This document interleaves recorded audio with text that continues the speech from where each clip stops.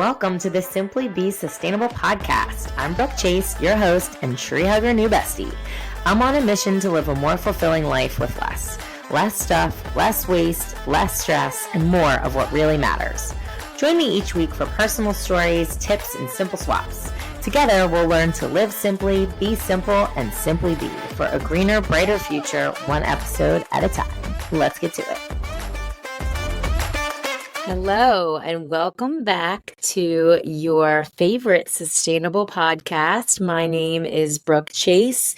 I am your host, and today I am very excited to share with you guys a checklist of how to throw a party. Now, there are lots of reasons that people would throw a party, but I thought this was a great time to share this episode with you guys because the weather is warming up. Everyone is starting to think about spring and summer, getting back outside, cookouts, birthday parties, gatherings, etc. And also, it was just St. Patrick's Day. So for those of you that are in the Savannah area or wherever, there was a lot of partying going on around here. I did share a TikTok on how to be sustainably prepared. So if you are ever in the area for St. Patrick's Day, you can check that out on the talk. But yeah, so I just wanted to share some tips. Also, some of you may know that I've decided to make saving the planet one party at a time my full-time job. So I thought this would be a good way to kind of kick that off and promote myself a little bit. So we're going to talk about the simple truth of why it matters to be a little bit more sustainable when you're thinking about your gatherings and party plannings, how to plan, some tips, do's and don'ts.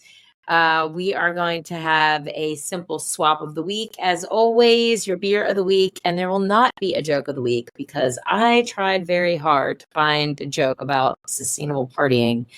Dear God, they were not funny. So that's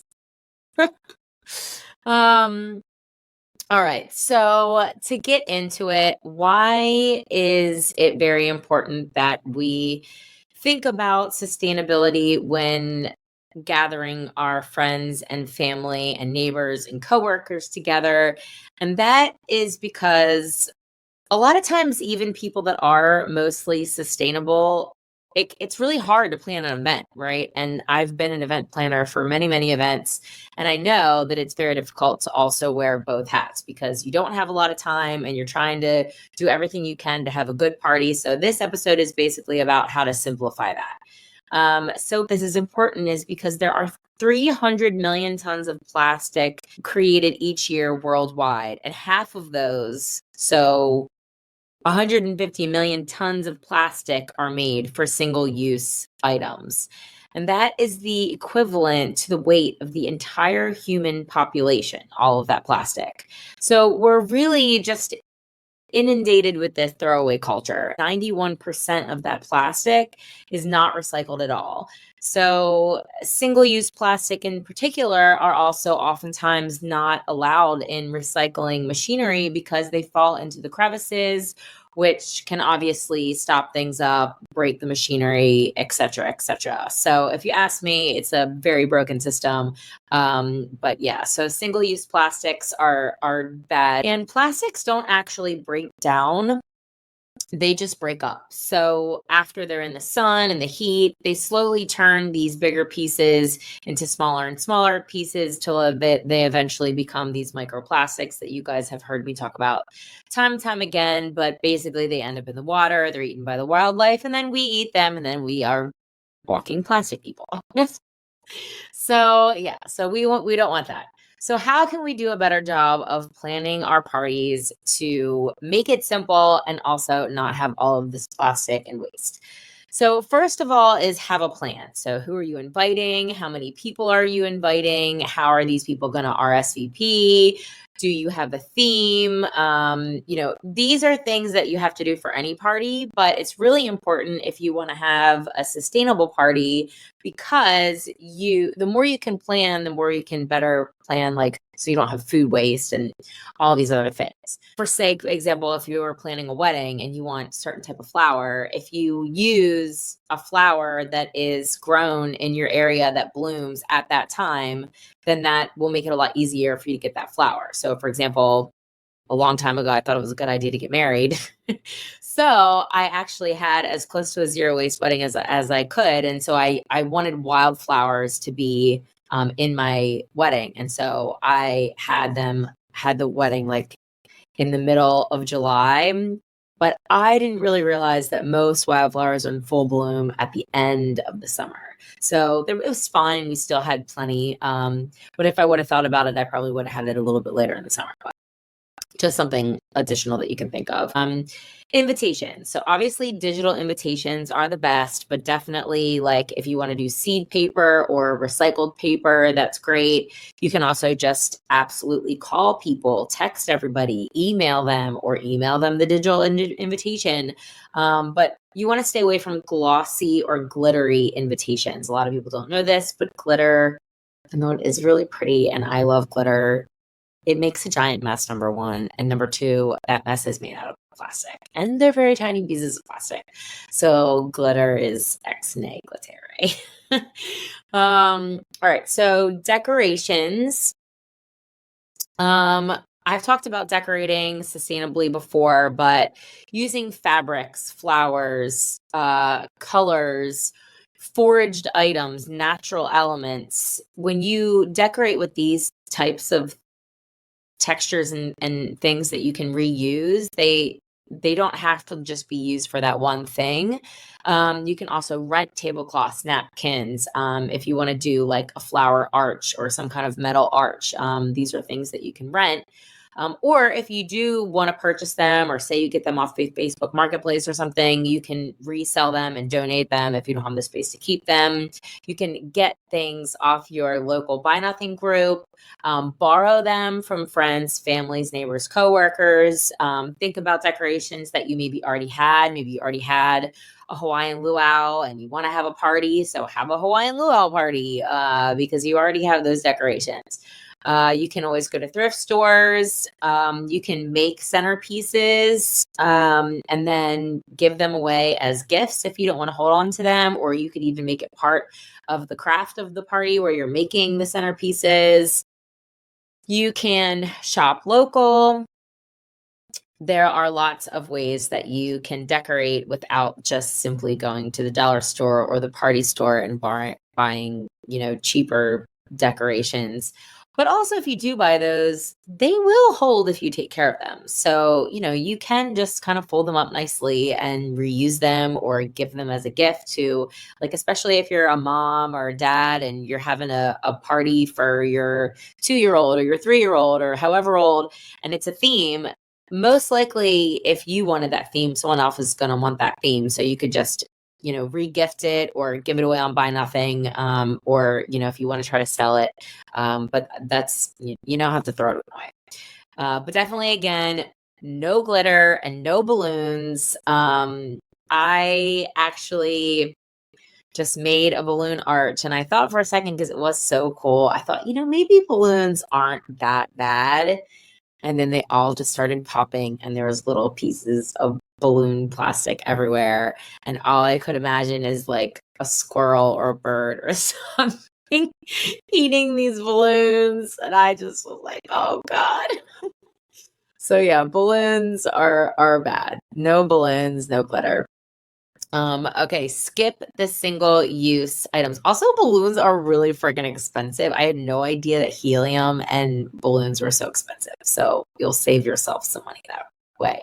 Like I said, if you do want to have like a balloon arch though, you could rent an arch or make an arch through flowers or, paper or any other kind of natural thing that you want to make an arch out of. I'm all for that. Number 3, skip the single use item. So this is pretty much a no-brainer, but I am going to give you some tips on how you can make your life a lot easier without using these things. So, like I said, no single use plastics, plates, condiments, straws, no paper napkins, skip the single wrap snacks. Sorry. And definitely no styrofoam. Styrofoam. All right. And before we get into my tips on how to do regular cups, napkins, all the things, we're going to do a quick commercial about my Frownies. Buy Frownies so I can buy more Frownies for myself. How about that? Yeah, but code's simple. I'll have the link in my social media as always. But basically, I love Frownies because they release the tension while you sleep. And if you can see me on YouTube, you can see that I really don't have, I need to probably start using them for my crow's feet. But they just release all the tension in your forehead. And, you wake up with a glass like forehead, which I absolutely love because, I am sustainable, but I do want to be. So get yourself some Frownies. Code simple. Also, they have a great skincare line. So if you're looking for all natural skincare for everything, they have like under eye gels, all kinds of cool things. So shop Frownies. And a great story, female owned business, I might add. Okay, so since number 3 is don't use single use items, number 4 is use reusable items. So real cups, real cloth napkins, utensils to wash and reuse. Now, I know what you're saying. I am not going to wash all this stuff from 50 friggin' people, blah, blah, blah. Okay. It's not that hard. So, what you do, you get a bin. When you go to a restaurant, you see like one of those plastic bins. They could be metal, galvanized bin. You could reuse a big cooler. Anything you want to use that you can mark dirty dishes here. So, like, you want to have a dish for food scraps. So they'll, just like at a restaurant, they would scrape off their food and then stick the dirty dish in the bin with soapy water in it. And then whenever you go to do the dishes, if your party's outside, you just take a hose. They've already been sitting in the soap, have one person hold them, maybe scrub it with a sponge real fast, squirt it with the hose, lay it out to dry. Done. It will literally not take you that long, even if you had 50 of these things. Or like I said, if you don't want to do that, you can call me and I'll do it for you. Okay, so leave marked bins full of soapy water for dirty dishes, dirty dish drop off for simple cleanup. You can also have a bin for the cloth napkins. Now, for cloth napkins, what I am going to be doing is getting a bunch of tablecloths and then cutting them in like an 8x10 square, or, if you want a cocktail one, if you want bigger ones, you can thrift napkins. But I'm just going to real quick sew them. I forget the name of the sewing of the edges, but I'm just going to make a whole bunch. You could rent tablecloths, you could buy them. Maybe you already have a whole bunch of tea towels you want to use. But if not, you could use recycled napkins or bamboo napkins, something that is a little bit more sustainable. At the end of the day, all we have to do is better, not, I'm not going to crucify you if you use napkins, but maybe you add one of these every time you have a party and develop a little collection. Anyways, but try to do the cloth napkins whenever you go to yard sales or stores. Maybe you ask your local buy nothing, and just kind of have like a collection of a bunch of these utensils, or maybe you get used new utensils and you want to save your old ones for this. But just kind of keep a stash of these things just for when you have a party. Keep them in a box or a bin, and then you can just pull them out whenever you're going to have people over and use your party stash. Another thing you can do is encourage people to bring their own cup. If you think that's weird, you could make a craft out of it, and they can decorate their cup when they get to, based on your theme or whatever, with whether it's marker or glass, and they use, whatever. I'm just giving you some ideas, but you can have people bring their own cup. All right, so number 5 is food tips. Mark all your food. So that helps prevent waste, and, God forbid if someone has an allergy. But, when you go to a party and you just think, what is that? Instead of thinking, what is that? If everything is marked of what it is, then people won't take something that perhaps they don't like or that they're allergic to or whatever. It's just really nice for guests if you have the food clearly marked. Finger foods. Look, Ma, no utensils required. I love that one. So anything finger foods, then you don't really need, like if you have a skewer or whatever, then you don't need any utensils anyways. Try some plant-based dishes. I love doing this. I think it's fun to cook different ways. But obviously having less meat is better for the planet. And it's also nice to have an option for your vegan or vegetarian pals. So try a couple of dishes that have no meat. Definitely don't do, like if you're doing a thing for work and they do the single lunchbox things, those are a lot of waste. They're all in a bag. They all have their single blah, blah, blah, blah, blah, single wrapped snacks. So don't do that. Buffet is better. So no lunchbox style, yes, buffet, and try to, natural food, or better to have non-processed food. And that's just like kind for your guests, because I don't know, I don't want processed food, even though I do eat it sometimes. You can use food from your garden is always wonderful. You can plan a seasonal menu with locally grown food. You can buy local pre-made dishes. You can serve local beer. Anything to support, your local economy is always good to do. You can also go to savethefood.com guesstimator. There will be a link in my blog and in the show notes to estimate how much food you need to avoid excess. If you do have extra, you could send it home with people or donate to your local food drive. And make sure that you have a place for people to, like I said, put those extra scraps, or their veggies if you have a compost. And then also, if you do have a compost, then compost. If you don't have a compost, definitely keep listening to the show. There are a lot of fantastic reasons to do a compost. If you have any questions about that, totally feel free to drop me a message. Number 6, water. Now, there's a lot of reasons that you should have water at your party, but 1, it will save you from running around to refill people's waters, and 2, you won't have any ugly plastic water bottles all over the place that you will obviously then be throwing into the landfill. So, if you don't know about the reasons that is so bad, listen to the very first episode of this podcast. But please, please, please have a water station. What you can do is get those 5-gallon jugs, and then you can get a pump. There's like battery operated ones that you just press a button, or you use the little blue hand pump. Both are great. I will also have links to the Amazon for those. And, obviously reusable drinkware, reusable straws. And again, you can encourage people to bring their own water bottle to refill. And then number 7, and this is probably the most important part, is proper receptacles with signage. Now, listen, if you do all of these things, if people still put like the recycling and the garbage all in the same thing, then you haven't done, it's just, you've kind of defeated the purpose, right? So trash, recycling, compost, food waste, and then if you're going to do the reusable utensils, then a place for that. And so the best way that you can do that properly is to have signs. All right. And so depending on how big your event is, I made these signs for a friend for her birthday party.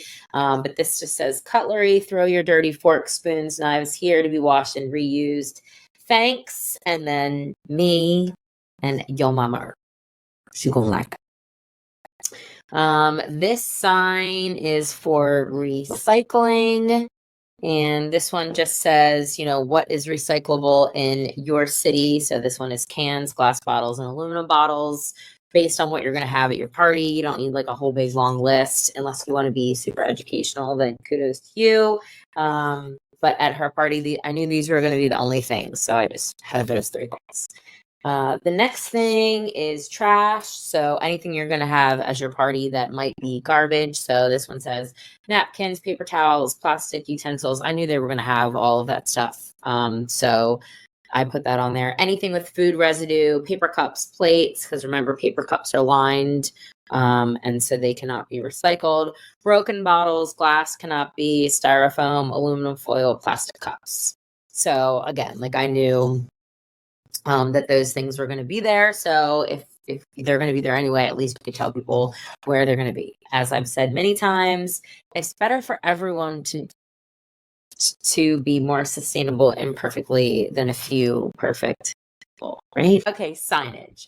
Now, those are your 7 tips, but the biggest pro tip is that you tell people in advance, like, hey, I'm having a party and we want to try to do this as sustainable as possible. So, just set the expectation. And like, you're not an asshole for doing it. People will probably give you kudos for that. It just kind of sets the tone. Hey, we're trying to do our part here. And then maybe you do it a little more each time. And then your friends try to do that. You set the trend for all your friends.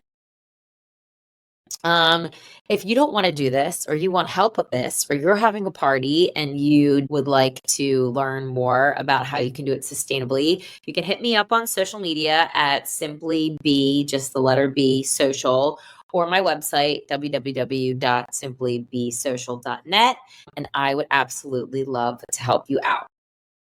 So, just to recap, we are trying to save the planet by gathering people with more fun but less waste. So, we're going to plan our party. We're going to have sustainably minded decorations. We're going to skip the single use items. We're going to buy Frownies and use code SIMPLE. I'm just kidding. Number 4, you're going to use real cups, cloth napkins, utensils. 6, have a water station, and 7, proper receptacles with signage, and you'll set the tone. Your simple swap of the week is make your own mess kit. I have one of these in my car. When I had a real job, I had one at my office. You can put one in your kid's lunchbox, which you probably already have, but do the same for you. So basically, that's a random straw that I got that I did not use, but so that's why I put it in here. But I have koozies in here. I have a metal straw. And then in here, I think I have a straw cleaner. If I do. That's a straw and a straw cleaner. And then just metal utensils. Right? And there's a fork in there too. So I just keep that around with me. It just goes in this little thing. And so you can throw it in your purse, you throw it in your car. Like I said, I just always have that. And then I have a cloth napkin in here. Napkin right here.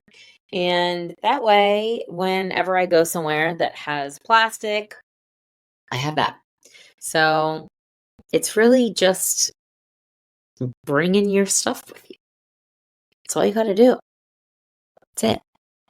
All right, so that is your simple swap of the week, is a DIY mess kit.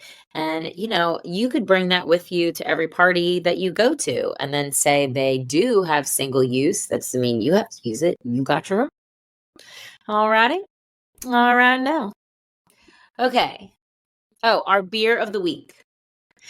So our beer of the week is O'Brien. It is a red ale from Service Brewery, and it is fantastic. It tastes delicious. It's an Irish red ale.